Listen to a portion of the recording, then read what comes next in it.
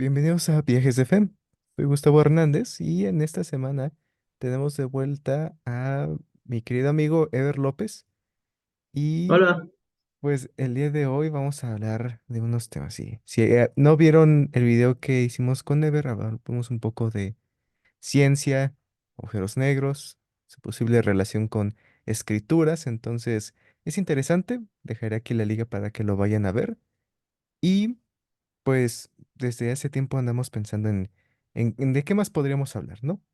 Y creo que pláticas con Ever son interesantes porque, pues, digamos que tal vez el día de hoy no hablemos mucho de escrituras en sí, pero de conceptos interesantes que creo que son buenos de ver. Así que, pues, sin más preámbulo, bienvenido Ever y gracias por estar aquí otra vez. gracias. Y pues, coméntanos, ¿de qué vamos a hablar el día de hoy? Pues hoy vamos a hablar un poco acerca del albedrío como tal, ¿no?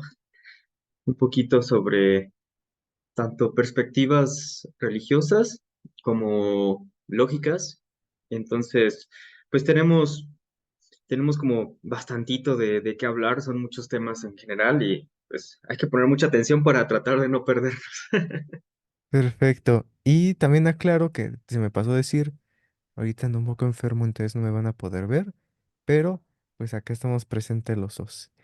Y pues justamente, Ever, ahorita que vamos a hablar del albedrío, creo que me siento fresco del tema porque acabo de terminar de ver Loki y se habla mucho en cuanto a qué es albedrío, si alguien ya sabe qué va a pasar realmente es albedrío o alguien te lo quitó, entonces va a ser interesante platicar y justamente cuando estábamos hablando de esto, pues me pasaste un como ejercicio mental o un escenario en el que justamente estos elementos se ponen en escena y se cuestionan. Entonces, si quieres, comencemos por ahí. ¿Podrías compartirnos como en qué consiste este ejercicio que creaste? Claro, sí, sin problema. Bueno, entonces así como una perspectiva rápida, este ejercicio sale de hacernos las preguntas de qué ocurre si alguien puede ver el futuro.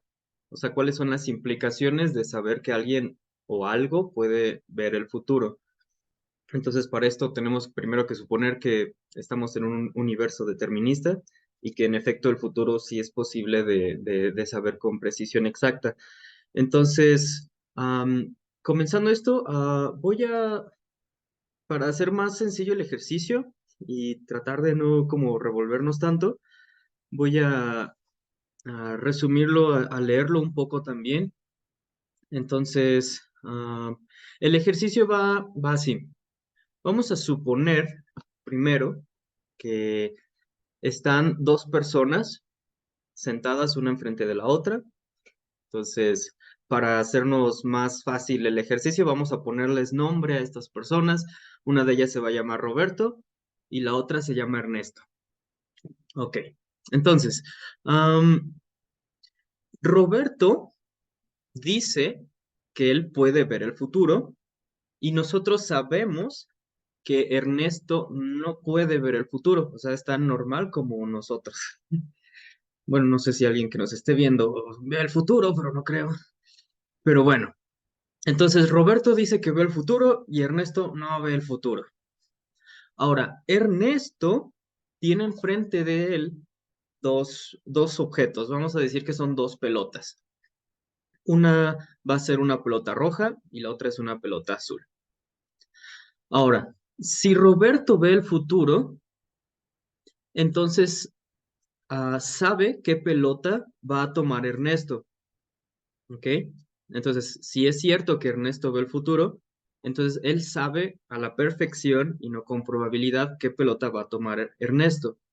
Si supiera probabilidad, pues Ernesto tiene 50% de tomar cualquiera de las dos, porque son dos pelotas. Sin embargo, como sí ve Roberto el futuro, entonces él sabe al 100% qué pelota toma Ernesto.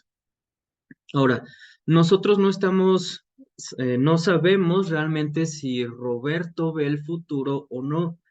Entonces, surgen dos casos, dos cosas que van a ocurrir si Roberto no ve el futuro o si Roberto ve el futuro.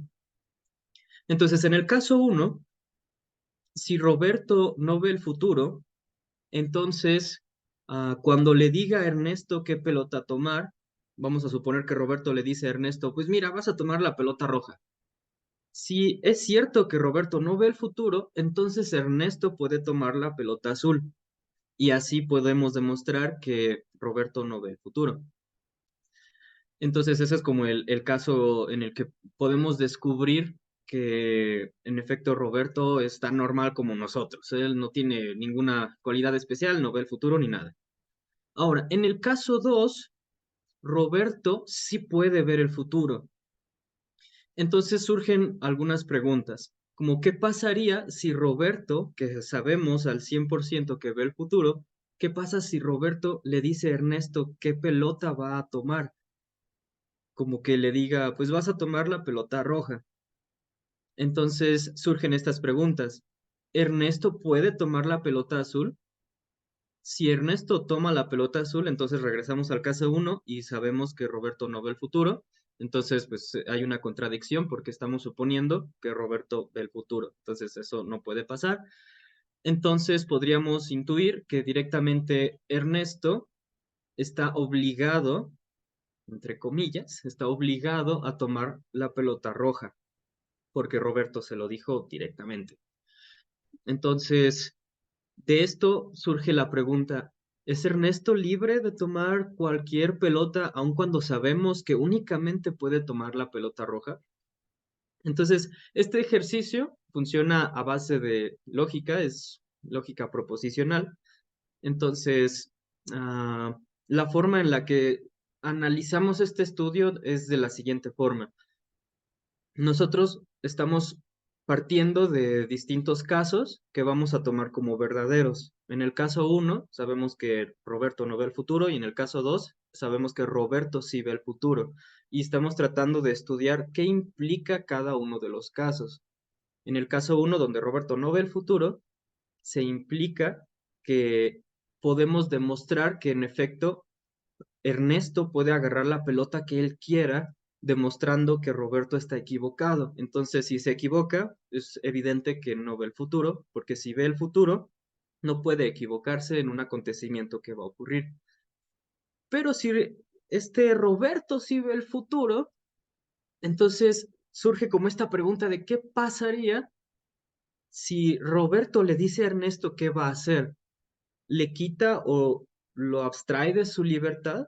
Es Ernesto, entonces ya no es libre de escoger qué cosas hacer y qué cosas no hacer, porque, vamos, si Ernesto fuera libre de escoger cualquiera de las dos pelotas y escoge la que va contraria a la que Roberto le dijo, pues podemos intuir que Roberto no ve el futuro. Pero como estamos suponiendo que Roberto sí ve el futuro a la perfección, este caso se descarta. Entonces, una forma de entender estas proposiciones es justamente, vamos a decir que el hecho de que Roberto vea el futuro eso es una proposición, es un enunciado que es verdadero o es falso. Cuando suponemos que es verdadero, entonces no podemos cambiarle como detalles a esta suposición. A esto le llamamos hipótesis. Y entonces, en base a esta hipótesis, ¿qué repercusiones tiene el hecho de que sea verdadera? Y eso es como un poquito el ejercicio en sí, es para reflexionar. Entonces, de esto podemos como tratar de intuir qué es el albedrío, si el hecho de que haya alguien que pueda ver el futuro nos quita el albedrío o tal vez no entendemos exactamente qué es el albedrío. Entonces, en sí, como ese es un poco el ejercicio. Perfecto, muchas gracias. Y creo que con estos ejemplos de Roberto y Ernesto, creo que hay un par de, como, no sé, ideas o principios que creo que se me hacen muy interesantes. Y que, digo, si vamos al tema de Dios, nosotros y albedrío, ahorita tal vez es un poco como campo no oficial, ¿no? Así que sí que los que nos escuchen no los tomen en serio, ¿no? Pero, pero se me hace muy interesante esto, ¿no? De si alguien se ve el futuro y te lo dice, eh, ¿qué haces? ¿Realmente tienes conciencia? ¿Actúas en automático? Y como dices, ¿no? Si cambio mi destino, realmente estoy, realmente la persona que me contó si puede o no, y entonces está bien, un rarito. Pero aplicándolo a Dios, nosotros, nuestras vidas, hay unas cuantas cosas que se me hacen interesantes conversar, pero la primera es, ¿tú qué piensas? ¿Tú piensas que Dios puede, como que técnicamente, ver el futuro? En cierta forma, creo que el entendimiento, creo que específicamente Santo de los últimos días es que, pues Dios no funciona de la misma forma que nosotros, ¿no? Como si tal vez lo diríamos en términos interestelar, sería un ser de 5 dimensiones, ¿no? Y que tal vez no funciona de la misma forma que nosotros. Pero ¿tú qué piensas? ¿Piensas que Dios sabe cómo acaba tu vida, sabe cómo acaba la mía, sabe qué voy a hacer, sabe qué no voy a hacer? ¿Qué piensas? Esa es una muy buena pregunta. Yo pienso que sí, que Dios en efecto puede ver el futuro y tiene todo súper bien contemplado y analizado. Hay una escritura en Doctrina y Convenios, es 130 versículo 7. Ahí explica justamente esta parte de que pues Dios tiene, o sea, conoce muy bien lo que es el pasado, lo que está ocurriendo en el presente y lo que está ocurriendo en el futuro. Y hay muchas otras escrituras donde se intuye de una forma muy evidente que Dios sí tiene como muy bien en conocimiento, o sea, conoce a la perfección las cosas y acontecimientos que van a ocurrir. Y eso siempre es como muy como difícil de entender justamente por lo que dices, ¿no? Dios no actúa como nosotros. Por algo es Dios y yo pienso que lo que a Dios lo hace Dios no es nada mágico, sino simplemente es una cantidad infinita de conocimiento. Entonces, yo sí creo que él pueda ver el futuro, que sabe perfectamente lo que vamos a hacer, sabe perfectamente cuándo vamos a morir. De hecho, hay una escritura en Doctrina y Convenios, no recuerdo el versículo, tal vez tú te acordarás, pero justamente Dios dice que él sabe el tiempo en el que nosotros ya nos toca irnos de esta tierra. Bueno, irnos, o sea, morir, desvivirnos. Este, Pero lo que más me convence para saber que Dios realmente ve el futuro, am, es como miembros de la iglesia, nosotros conocemos el plan de salvación. Es un plan en el que nosotros dividimos como en tres pequeñas etapas, toda la existencia, vamos a decirle, en el que nosotros fuimos creados como espíritus, engendrados por Dios. Después vinimos a este mundo terrenal para poder aprender a controlar el cuerpo físico, para vivir experiencias y aceptar a Dios sin tener un conocimiento previo de Él. Y después un momento en el que ya pasamos esta vida terrenal y pasan varias cosas. Estamos como espíritus, viene algo que conocemos como la resurrección y viene un juicio por parte de Dios en el que se nos va a asignar ciertos tipos de recompensas según nuestro comportamiento aquí en la tierra. Entonces, el conocimiento del plan de salvación es una evidencia de que Dios conoce muy bien el futuro, porque la parte fundamental del plan de salvación es que Dios, dentro de dentro del plan de salvación, hubo un momento en la vida preterrenal en la que hubo como un pleito entre Satanás y Dios y se puso feo. Entonces, dentro del plan de salvación, como evidencia de que Dios puede ver muy bien el futuro, es que Dios siempre sale vencedor dentro del plan de salvación. Si Dios no pudiera ver el futuro a la perfección, quiere decir que está basado o está regido entonces en principios de probabilidad. Eso quiere decir que si Dios no ve el futuro a la perfección, hay una probabilidad, por más pequeña que sea, pero existe, de que Satanás pueda ganar. Y yo no creo que eso se pueda. o no creo que eso pueda ocurrir, así que por eso simplemente descarto la idea de que Dios vea con probabilidad los acontecimientos del futuro, sino que los vea con 100% de precisión, porque si no, sí hay probabilidad de que se pueda equivocar. Y yo no considero que Dios pueda equivocarse. Entonces esa sería como mi respuesta a esa pregunta. Perfecto, muchas gracias, Ever. Y ahorita que, pues como que asentamos eso, entonces creo que la siguiente pregunta, y digo, como, creo que tengo como cuatro en mente, espero sean esas, y si no, pues ya veremos.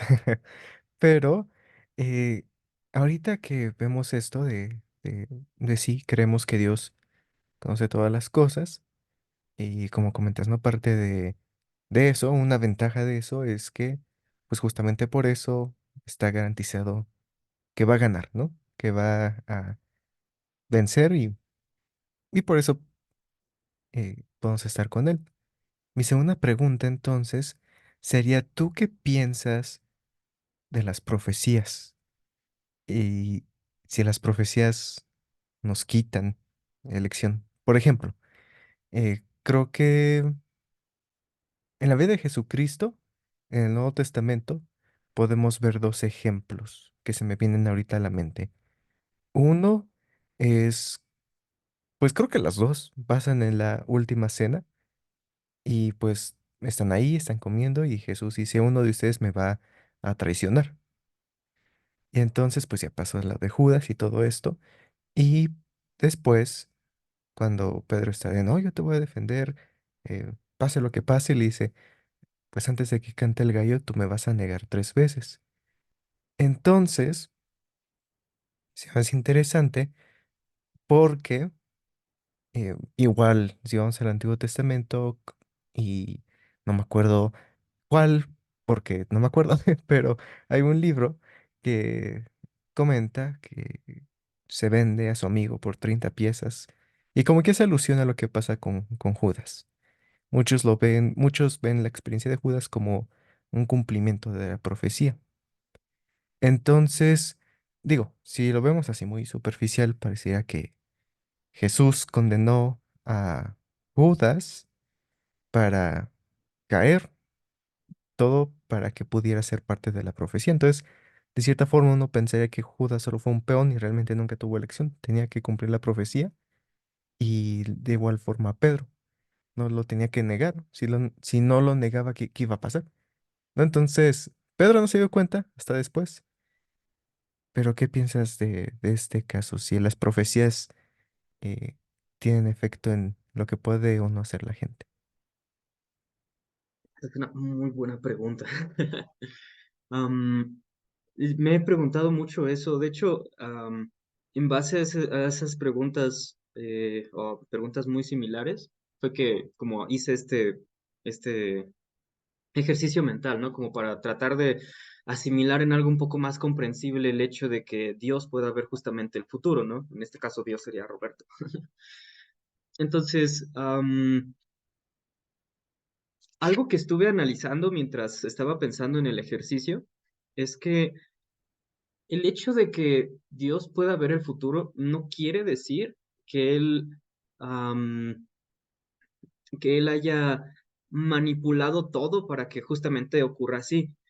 Sí hay cosas que él definitivamente manipuló para que ocurrieran de cierta forma, pero generalmente con las profecías, hablando como profecías en general, porque estas profecías como cuando le dicen a Judas como, no, me vas a traicionar, ¿no?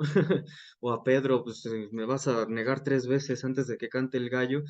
Son cosas muy, perdón, son cosas muy puntuales.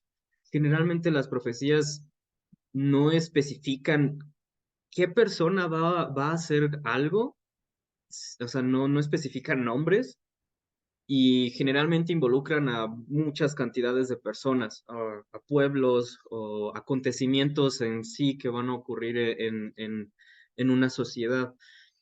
Entonces, en el ejercicio en el que estábamos hablando al principio, cuando Roberto le dice a Ernesto qué va a hacer, yo considero que no lo está privando de su albedrío, porque al final de cuentas es una decisión que tomó Ernesto o que se iba a tomar esa decisión, Ernesto iba a tomar esa decisión, y suponiendo que estamos en un universo determinista, que también vale la pena hablar un poco sobre lo que es el determinismo, pues al final de cuentas podemos enmarcar todas los acontecimientos del universo en cosas que ya están preestablecidas. Entonces no podemos decir que Ernesto no decidió tomar esa pelota, eh, porque Roberto le dijo, sino que él ya estaba de cierta forma por el tipo de cosas que él ya había como obtenido a lo largo de mucho tiempo, pues él decía, pues voy a agarrar esta pelota, o es como una forma de pensarlo, y pues simplemente la toma dándole la razón a Roberto, porque eso es lo que él iba a hacer de todas formas. Entonces, el hecho de que alguien que sepa el futuro te diga que cuál va a ser tu futuro, no quiere decir que te esté privando realmente de tu albedrío, porque al final de cuentas es una decisión que ibas a tomar aunque no te hubieran dicho, porque si estamos decidiendo que el universo es determinista, entonces eso es algo que ya iba a ocurrir. Entonces ahora podríamos decir, entonces el destino sí existe. Y eso es otra pregunta muy curiosa. El problema con suponer que el destino existe es que estamos suponiendo que hay un final en algo. Al final, un destino es algo a lo que llegas y ahí te quedas.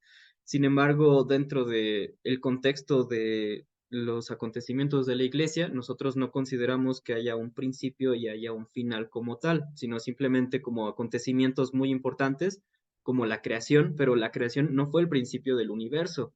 De hecho, se nos explica en la perla de gran precio que Dios ha creado muchos mundos, de lo cual podemos intuir que tuvo mundos antes del nuestro y tendrá mundos después del nuestro. Así que en sí definir lo que es el inicio, como el inicio de nuestro planeta, como el inicio del universo, no es algo que tenga sentido hablar.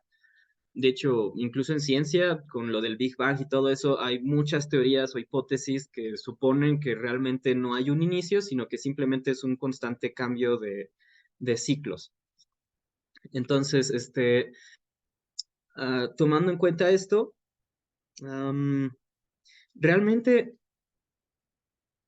cuando yo consideraría que el albedrío es como quitado, es cuando literalmente se tuvo que obligar a una persona a hacer algo, no decirle lo que iba a hacer, porque aunque no le digas, lo iba a hacer, porque al final de cuentas le estás diciendo lo que él iba a hacer, es el futuro, y es determinista, entonces pues simplemente ya ocurrió. Así que el hecho de que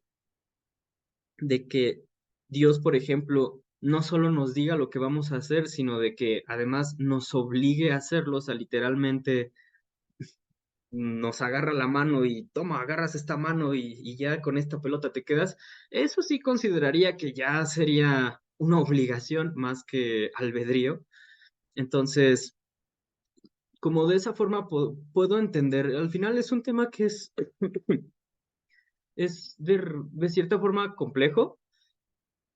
Puede sonar muy sencillo por cómo nosotros vemos las cosas en la iglesia, pero cuando ya nos metemos como un poquito más a tratar de ser más formales en las implicaciones del problema, sí se puede volver un poco complejo.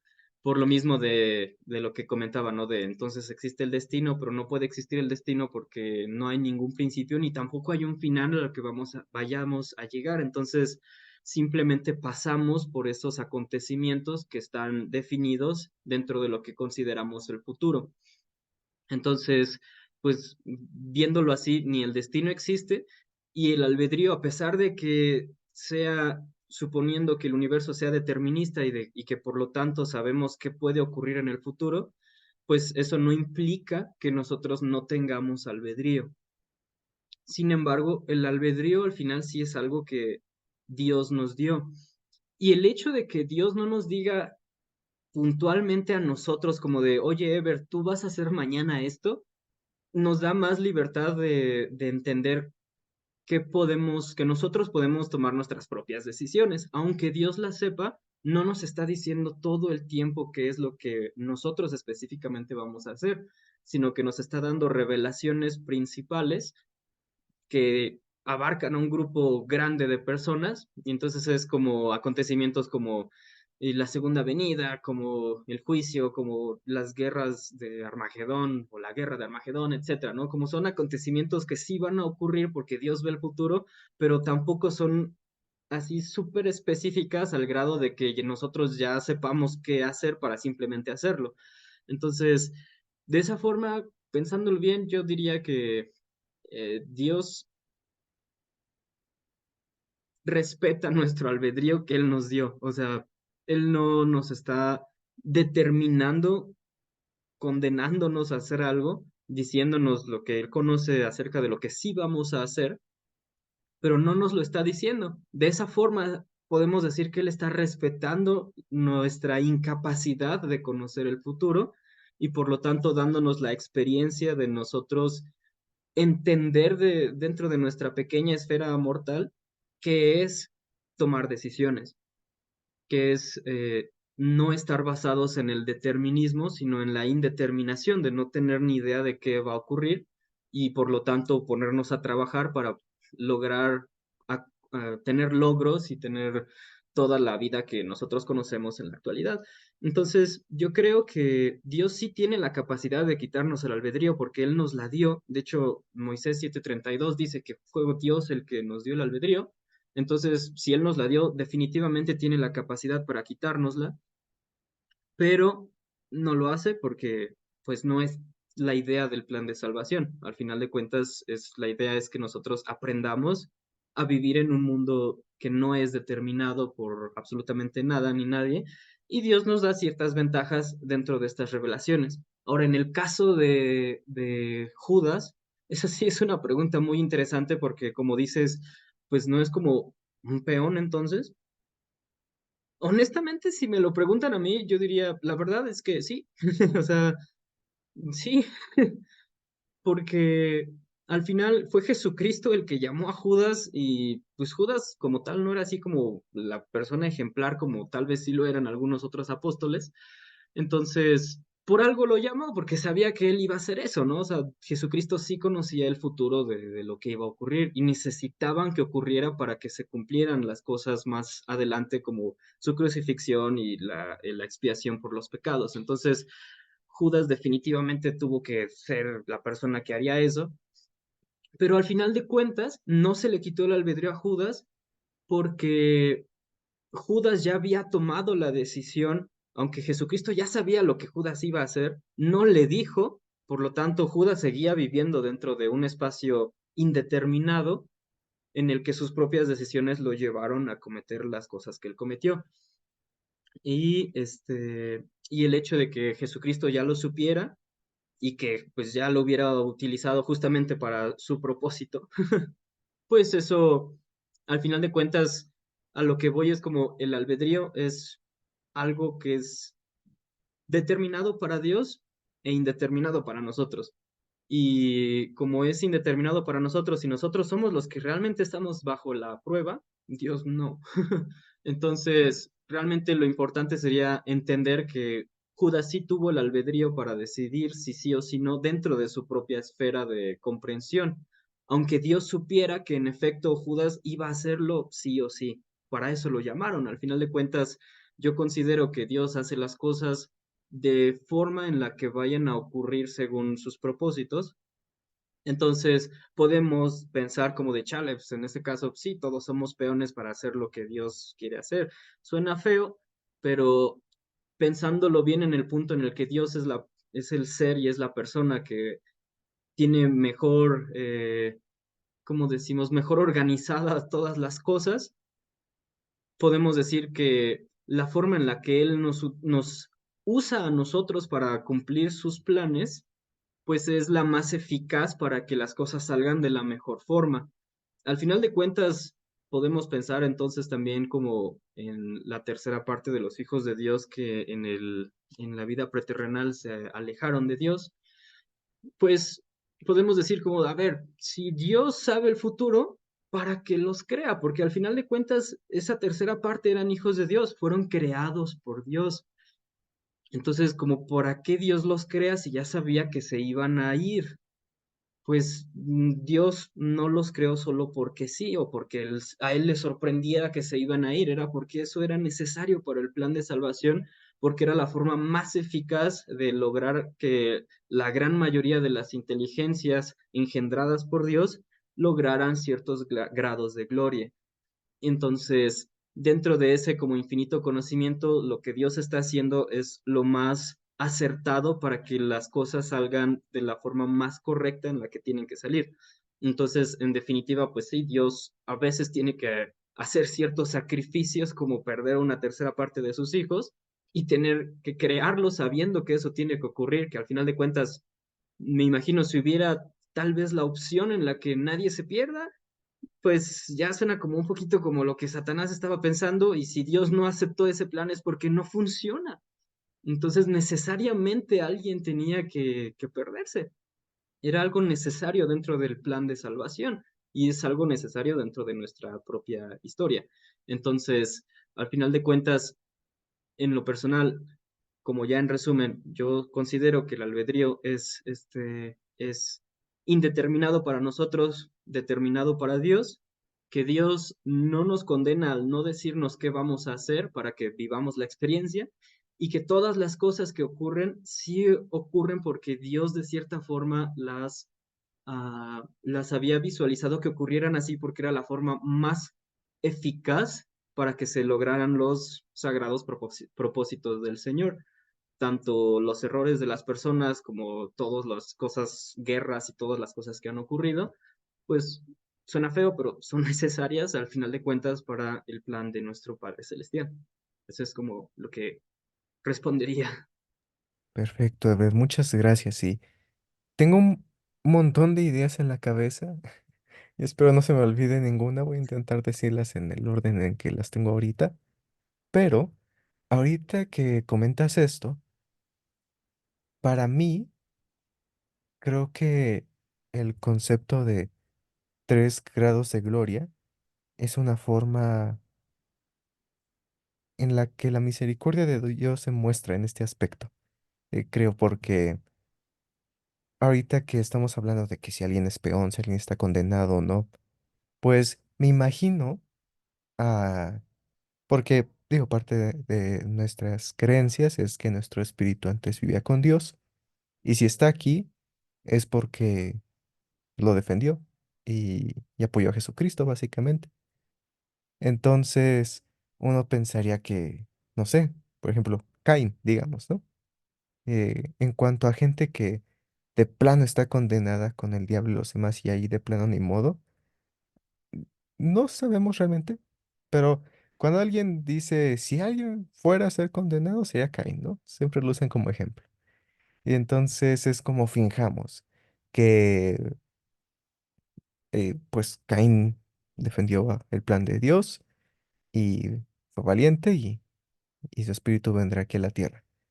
Es como felicidades, Caín, fuiste valiente y como premio, pues necesito ayuda para, no sé, meter el mal a la tierra, así que tú vas a ser mi ejemplo y pues vas a ir al infierno para siempre. ¿Está bien? Es como, sí, Dios, gracias, qué padre rol me diste, ¿no? Y entonces, pues me imagino, ¿no? Te hace así como yéndonos a un futuro muy extremo, Caín eh, haciendo un infierno casi casi sin escapatoria con el diablo. Y es como, chin, o sea, defendía a Dios y tuve que hacer esto solo para que lo demás pudiera surtir en función. Entonces, eh, pues sí, como ese sentimiento de usado, de, de que la misericordia no aplica para mí, de que realmente solo es estrategia. Como, o sea, como que esas cosas pueden pasar a la mente.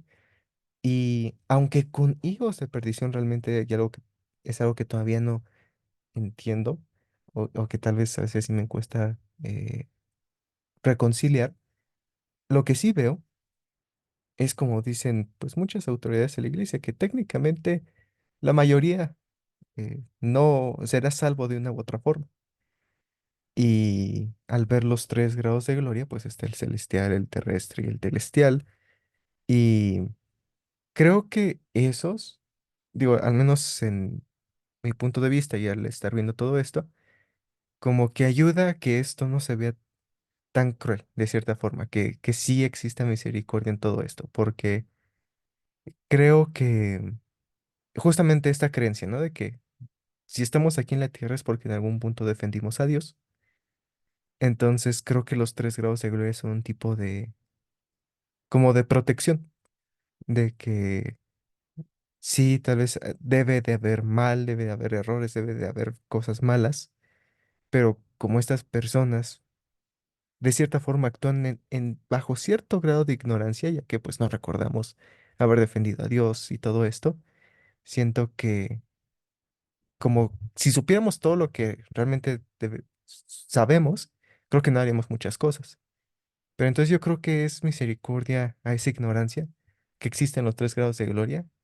Así que de cierta forma eso me ayuda, lo siento un poco más misericordioso. Pero bueno, eso solo es un pensamiento, no sé qué pienses. Sí, de hecho, también cuando pensaba, al final, todo lo que estamos hablando son ideas, no necesariamente tenemos que estar en lo cierto, ¿no? O sea, al final de cuentas, como el hecho de que los caminos de Dios sean distintos a los nuestros, eso incluye nuestros mayores esfuerzos por razonar de forma más comprensible a, a nuestra inteligencia. Entonces, pues podemos estar completamente equivocados y puede ser algo completamente distinto, ¿no? Sin embargo,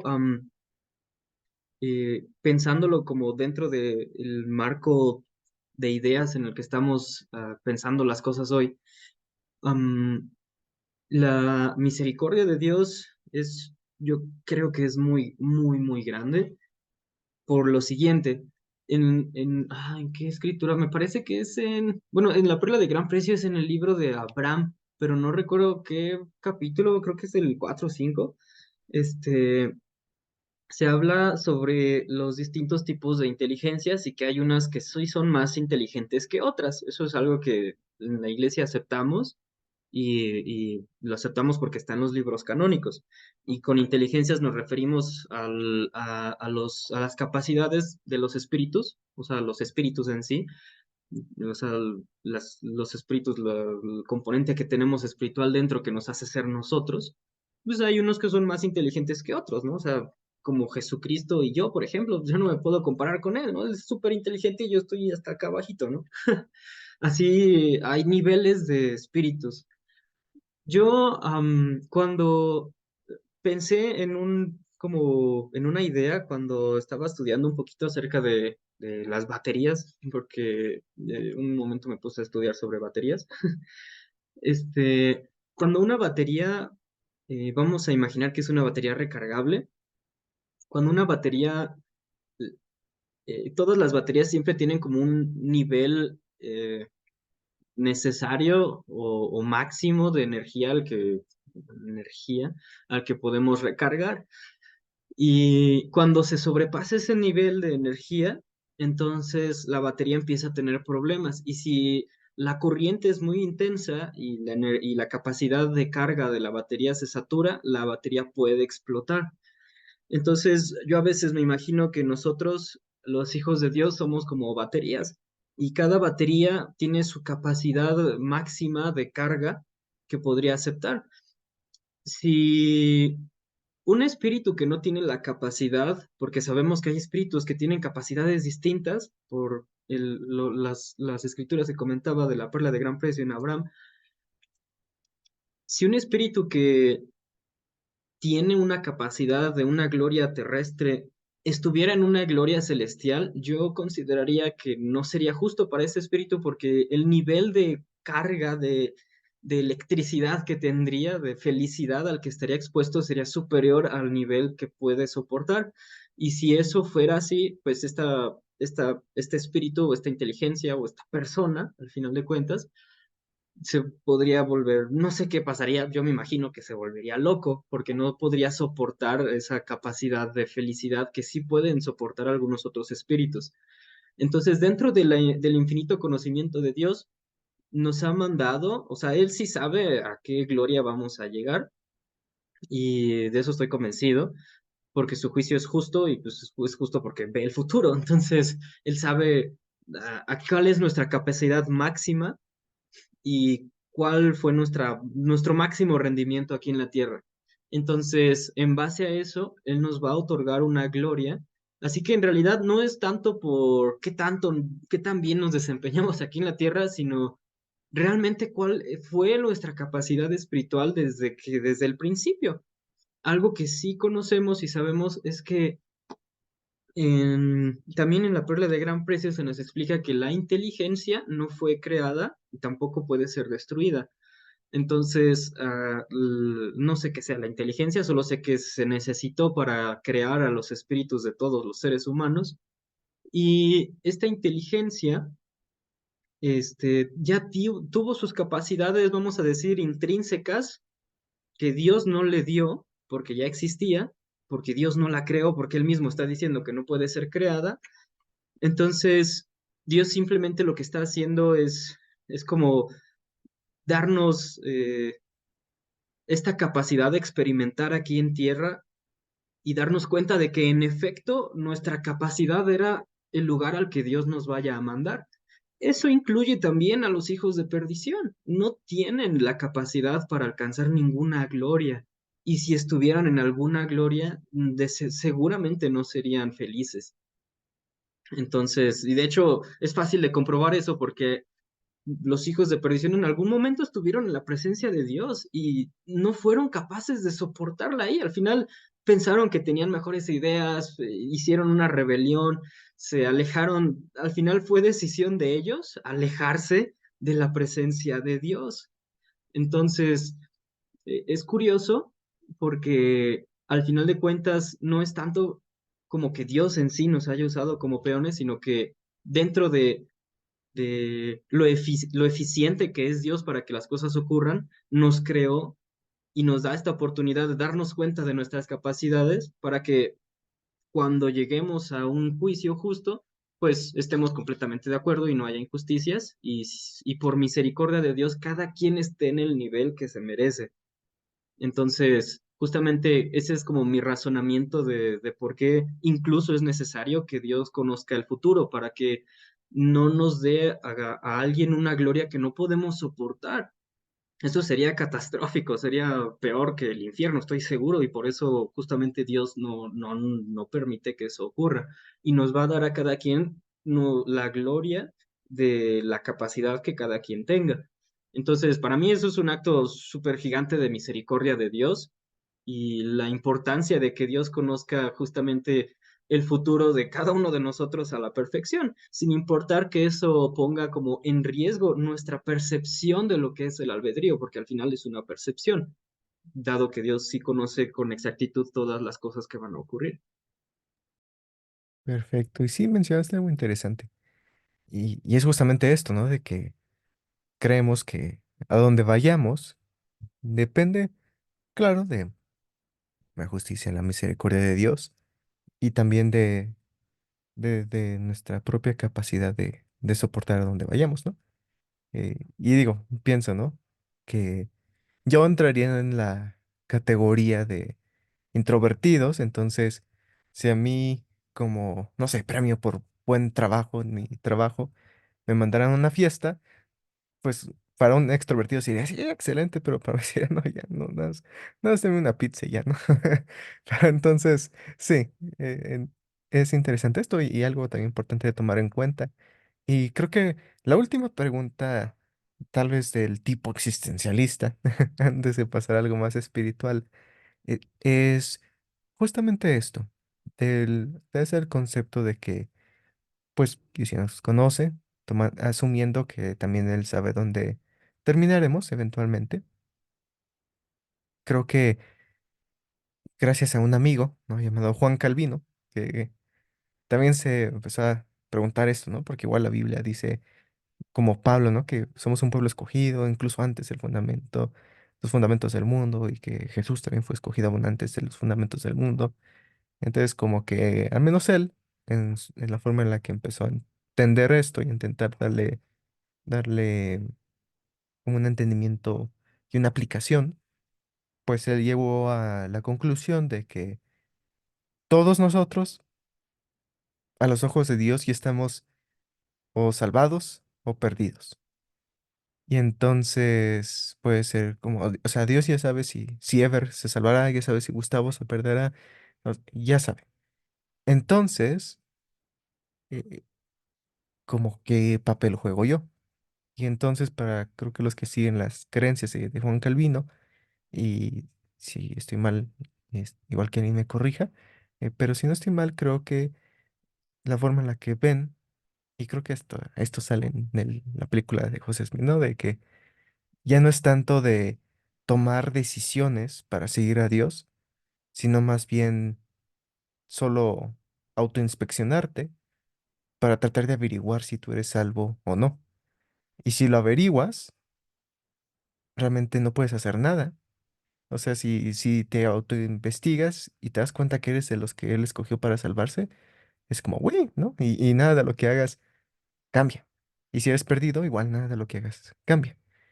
Entonces creo que tiene una idea interesante, creo que parecía la que comentamos, de que Dios como que conoce para dónde vamos, y creo que la pregunta es, si conoce para dónde vamos, ¿vale la pena hacer algo o solo nos inspeccionamos, ¿no? ¿Tú qué piensas de esa idea de Calvino? Creo que ya lo hablamos un poco, pero ¿qué piensas?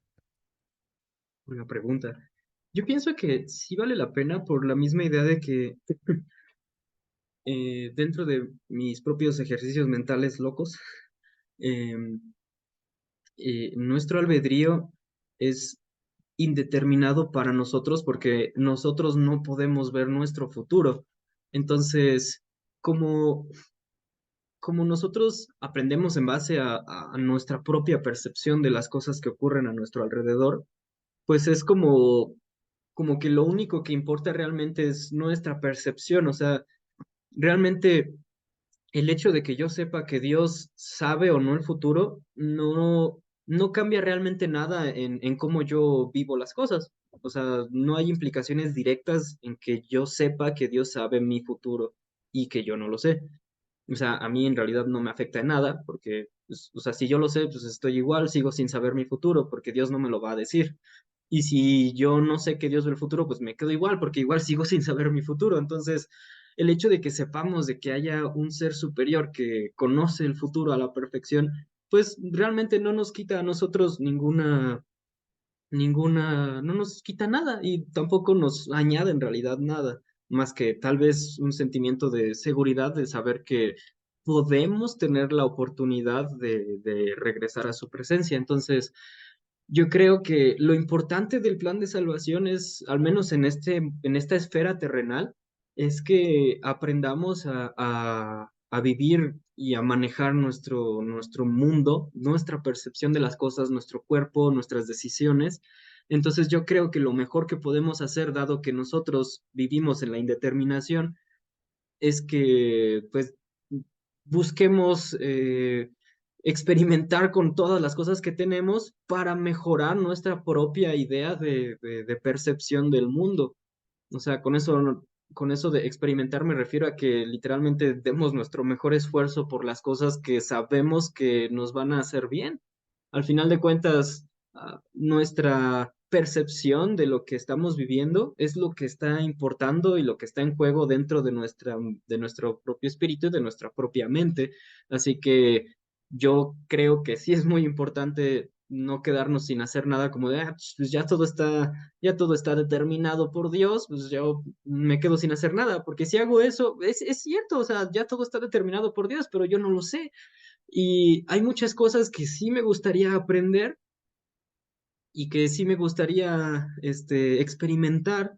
Por ejemplo, en la universidad, por ejemplo, podría decir, o sea, ¿y para qué estudio en la universidad? O sea, pues al final me voy a morir, ¿no? O sea, si pensara como una persona que no es miembro de la iglesia, que no cree en Dios ni nada, entonces simplemente es naces, estás aquí en la tierra y ya terminamos con nuestra vida. Entonces, ¿para qué sentido tendría nuestra existencia, ¿no?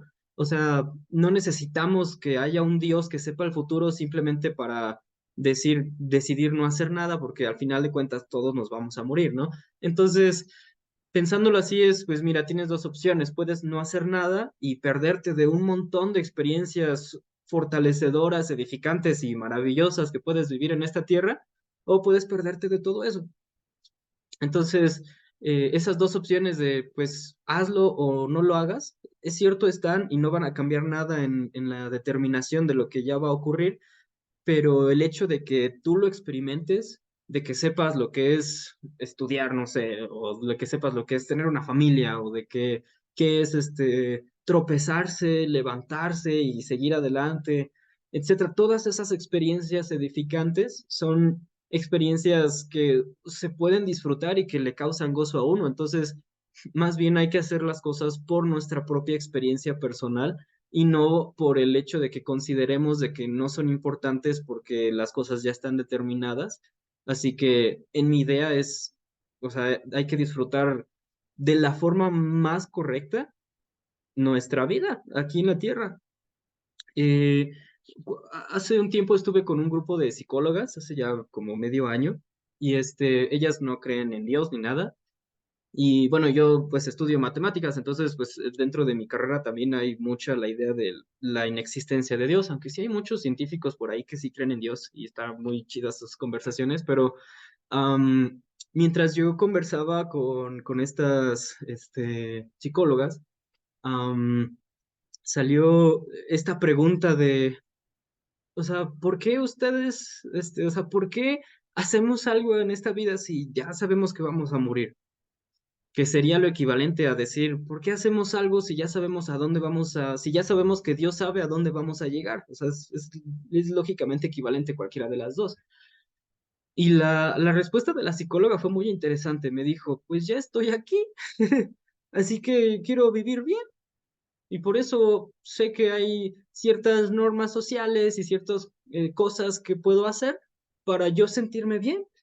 Entonces, pues las voy a hacer independientemente de si sé que me voy a morir o no. Igual no sé cuándo me voy a morir. Igual que nosotros estamos en el, pues Dios sabe qué va a ocurrir, pero yo no. Entonces, pues ya estamos aquí. Hay que disfrutar con las cosas que son buenas son edificantes y que son esenciales para nuestro progreso aquí en la tierra. Así que definitivamente, pues no hay que quedarnos sentados esperando a que simplemente se den los juicios de Dios. Y creo que con eso demostramos que Loki no arruinó Endgame, porque muchos dicen eso. Pero bueno, suficientes ñoñerías, pero gracias por compartir esto. Y ahorita lo último, quería verlo tal vez un poco al lado práctico y tal vez ya un poco al lado familiar, por así decirlo. Y es que hay un clip de Elder Bednar en uno de sus muchos devocionales. Y justamente lo descubrí de una persona que es crítica de la iglesia. Y justamente estaba utilizando este clip para hablar de cómo se nos despoja de nuestra identidad propia, ¿no? O de que tal vez en la iglesia tenemos que ser como copias igualitas, ¿no? Tenemos que seguir ciertos patrones o hacer tal y tal cosa. Y pues ya compartí el clip. El clip básicamente, no me acuerdo si el Bednar estaba utilizando el ejemplo de una misión o de algo así, pero usaré el de la misión porque creo que es ese. Pero en este comenta que dice que algunos dicen, no quiero ir a la misión y soy libre de ejercer mi propio albedrío. Y entonces el de Bednar, pues sí, igual el de Bednar, es como el Gordon Ramsay de la iglesia, creo, muy directo. Pero dice, no, no puedes, ¿no? Y entonces dice, y van a decir, el de Bednar como que no puede, dice, no, no puedes porque cuando hiciste convenio con Dios, pues hice tu albedrío a Él. Entonces ahora tu voluntad es la de Él. Y entonces ya no es tanto que escojas si quieres o no, porque ya escogiste. Entonces ahora tienes que hacerlo. Y entonces, igual, no solo era ese clip como de un minuto. Y esta persona estaba diciendo que, pues, esta es como un condicionamiento, o un forzarte a hacer algo. Por ende, pierdes tu identidad, por ende, albedrío. Y entonces quería preguntarte, ser parte de ser un discípulo de Jesucristo, pues en las escrituras, en la Biblia, en todos lados se recalca mucho que literalmente es eh, casi casi de, ¿tienes planes? Pues felicidades, échalos, ¿no? Casi casi, ¿no? Como de, quien quiera seguirme, que tome su cruz, olvídese de sí mismo, y siempre está esta idea como de una entrega total a su voluntad. Y entonces quería preguntarte, eh, y digo, ¿no? Al final es nuestra elección, eh, pero quería preguntarte, ¿tú cómo piensas que nosotros, de cierta forma, seguimos ejerciendo nuestro albedrío una vez que simbólicamente lo hemos dado a Dios? Muy buena pregunta. Bueno, mm, relacionado, o sea, yo estoy completamente de acuerdo con el Elder Bednar y vamos a pensarlo desde nuestro punto de vista, que no tenemos nada nosotros, no tenemos conocimiento de los acontecimientos en el futuro. Entonces, pensando en nuestro albedrío como lo que podemos decidir, sin necesidad de que alguien nos obligue a tener una elección específica en algo. Cuando nosotros nos bautizamos, literalmente estamos haciendo un convenio con Dios. Eso es algo que sí entendemos básicamente cualquier cristiano que, que, que conozca la ordenanza del bautismo, lo identifica como algo de te estás entregando a Dios, aunque no necesariamente lo entiendan como un convenio, que es un convenio. Entonces, el bautismo, al ser un convenio, es literalmente estás decidiendo, estás utilizando tu albedrío, tu capacidad de escoger entre hacerlo o no hacerlo para una serie de cosas que tienes que hacer para recibir también una serie de bendiciones. Eso en efecto no nos obliga a que tenemos que cumplir ese convenio, pero evidentemente, como en cualquier convenio en la vida real, si rompes un convenio, va a haber consecuencias de eso. Entonces, lo que el Elder Bednar básicamente nos está diciendo es, o sea, ya hiciste un convenio, si lo rompes va a haber consecuencias, así que no te conviene. Si quieres recibir las bendiciones más grandes que Dios te promete, tienes que cumplir con ese convenio y con los demás convenios que puedas hacer en el futuro o que ya hayas hecho. Entonces, básicamente eso es como quitándole la parte de Gordon Ramsay al Elder Bednar. Es básicamente lo que él está diciendo, o sea, eh, usaste tu albedrío, tu decisión de seguir a Dios en sus términos. Y si lo haces, entonces Dios te va a dar sus bendiciones. Ese es el convenio. Dios te va a permitir la entrada hacia su reino. Eso es el convenio del bautismo, a cambio de nuestra obediencia. Entonces, pues lógicamente, si no eres obediente, pues, rompes el convenio y Dios pues no está obligado entonces a darte nada y puede no darte absolutamente nada si Él quiere. Entonces, por eso esa parte importante, como miembros de la iglesia, todos aceptamos un convenio del bautismo, aceptamos este inicio de convenios bajo nuestro propio albedrío, tomamos nuestra propia decisión a una edad lo suficientemente grandes para decidir, entender qué es y que lo podemos hacer. Tampoco es muy complicado, ¿no? O sea, en este tema del Elder Bednar, irnos a la misión o no, pues es definitivamente es algo que viene por parte de la obediencia a los mandamientos de Dios. Entonces, definitivamente, este convenio, pues hay que cumplirlo, no solamente yéndonos a la misión, sino haciendo muchas cosas que requieren toda nuestra vida. Pero eso es algo que nosotros pensamos desde un principio, que todo, al menos todas las personas que se bautizan o aceptan bautizarse, tienen que pensarlo, o sea, nadie que yo conozca, porque yo me fui a la misión y nunca bautizamos a nadie en un nivel de ignorancia de, pues no sé qué es esto, nada más me dijeron que sí y yo lo hice porque me dijeron que era bonito y sentí bonito. En la misión que yo, al menos de mi parte, yo jamás, siempre trataba de dejar muy en claro qué es lo que estaban haciendo. Y a veces las personas por su propio albedrío decían, no, incluso niños, en la iglesia no bautizamos a niños pequeños, menores a 8 años, porque no tienen edad suficiente para entender estas cosas. Un niño de 8 años sí, ya es capaz de razonar esto y muchos de hecho deciden a veces no hacerlo y están en todo su albedrío y derecho de decidir si lo hacen o no. Tengo incluso familiares que dijeron no, o sea, y tenían la edad, tenían 10 años o algo así, y dijeron no, ahorita no, y ya, no pasó nada. En algún momento después ya lo pensaron mejor y dijeron, bueno, pues está bien, vamos a hacerlo. Pero hay que entender que cuando aceptas, estás aceptando un convenio. Entonces ya no estás como libre de, pues simplemente no lo hago y ya, sino que estás bajo un convenio en el que se tienen que cumplir ambas partes para que el convenio funcione. Si se rompe una, pues el convenio se anula y puede incluso haber consecuencias de la anulación de ese convenio. Es como en la vida real, o sea, si se hacen convenios entre dos personas y una rompe este convenio, pues la otra puede demandar y puede haber repercusiones tanto de pago de multas como de cárcel.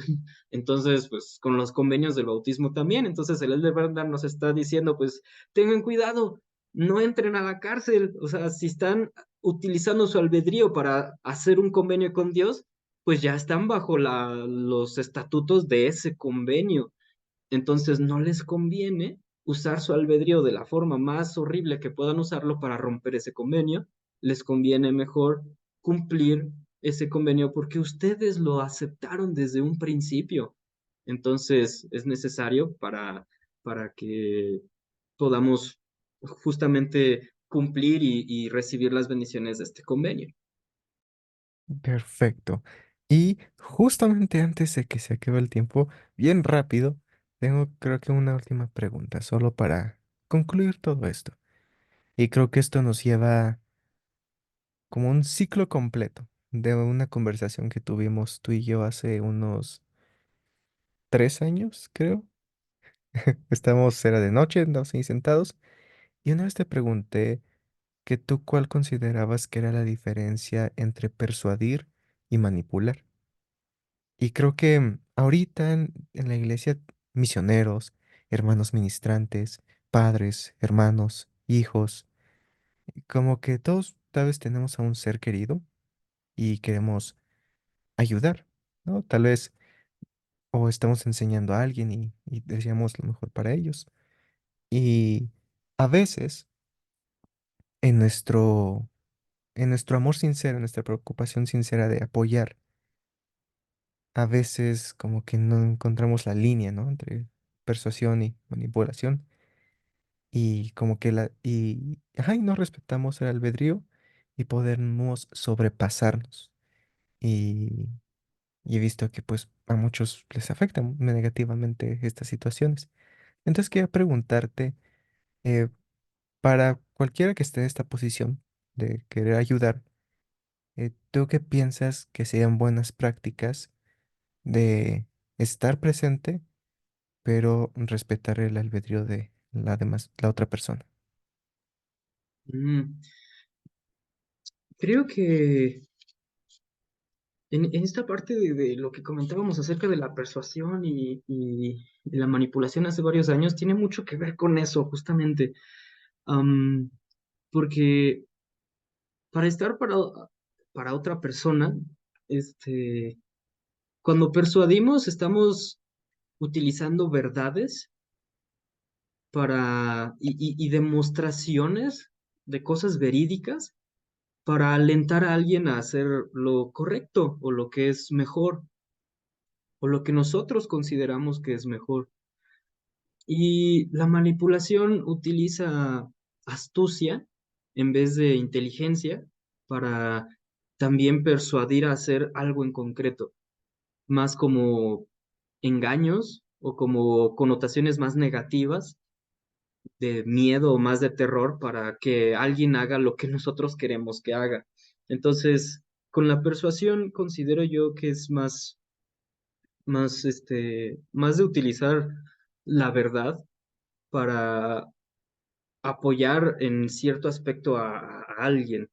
Entonces,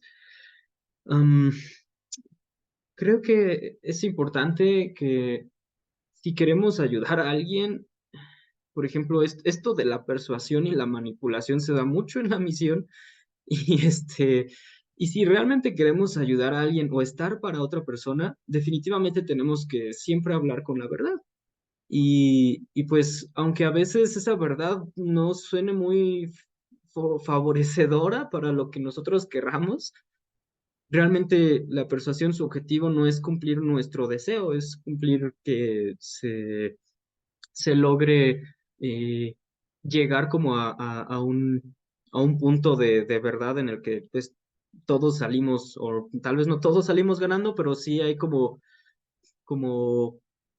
ética en este ejercicio de dos personas que se están tratando de apoyar mutuamente o que están el uno para el otro mutuamente. Entonces, creo que hablar con la verdad y ser claros, ser directos y no, este, y no engañar a alguien es una de las formas, de las mejores formas para estar, este, vamos a decir, al pendiente de otra persona. Perfecto, muchas gracias, Ever. Y pues creo que con esto hemos concluido esto. Fue muy interesante. Muchas gracias por venir y estar aquí, poder platicar de esto. Y vuelvo a poner el asterisco a todo el mundo de que eh, en su mayoría estamos compartiendo nuestra opinión. Hay escrituras, claro, hay ideas, hay indicios, hay tal vez rutas lógicas a las que puede llevar ciertas declaraciones, pero al final eso es lo que pensamos, ¿no? Pero muchas gracias, Severo. ¿Hay algo más que quisieras decir antes de concluir? No, no, no, pues gracias por invitarme. La verdad siempre es súper chido estar como hablando de estas cosas. Al final, como dices, son opiniones, entonces hay que tomarlo con muchas pinzas porque podemos estar súper equivocados. Pero creo que siempre es importante estar pensando y estar analizando las cosas porque aunque no sea para este caso en específico, a veces la forma en la que pensamos para llegar a algún punto o alguna verdad en especial nos ayuda en muchos aspectos de la vida. Entonces, aunque estemos equivocados o no en lo que pensamos, sí es importante analizar la forma en la que pensamos y aceptamos las cosas, tanto para que no nos vean la cara y para que busquemos la mejor forma de edificarnos con conocimiento los unos a los otros. Así que muchas gracias por invitarme. No, gracias. Y un día vamos a terminar la trilogía filosófica de contigo, pero gracias por estar aquí y a cada uno, gracias por ver este episodio de Viajes FM. Pueden seguirnos en Facebook, en Instagram, pueden escucharnos en Spotify y aquí en YouTube. Y recuerden que el propósito es que el viaje de cada uno sea más informado.